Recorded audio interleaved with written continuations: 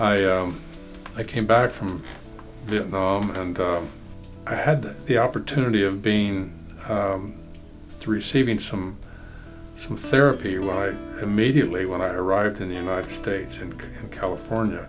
The therapist was a good man. He asked me what I wanted to do, and I told him I wanted to get a job. He said, "What do you like to do? What are your hobbies?" And I said, "Well, I've always liked art." And he said, "Well, I think you should pursue that. Do art."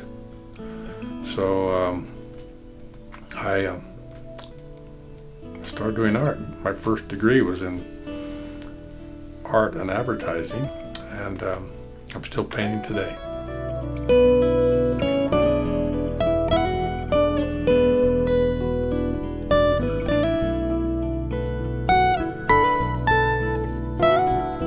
Well, I was raised in Vallejo, California, which is in the North Bay of California, a great place to be raised, a turbulent time in history.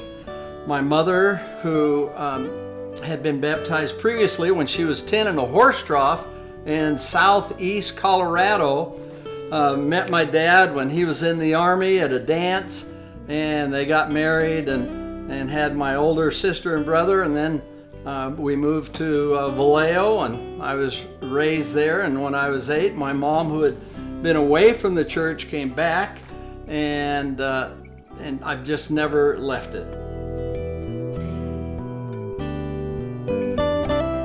The last statement I recall pondering was that one day I would write my story and I would share it with others. And I thought, I stopped skipping, turned around, looked back up, and I said, well, I can't even read, let alone write, right? Something to that concept in my mind, and it was just a chuckle.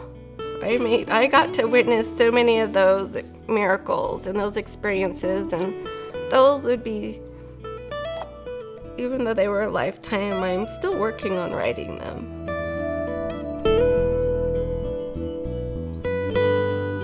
I liked them all, but I never felt like I wanted to be intimate with them, and I did him. And I didn't ever be till after we were married, of course.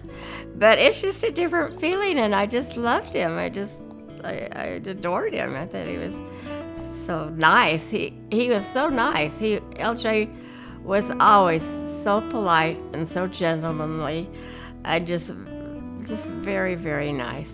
And everybody liked him because he's so nice, and he was that way our whole marriage.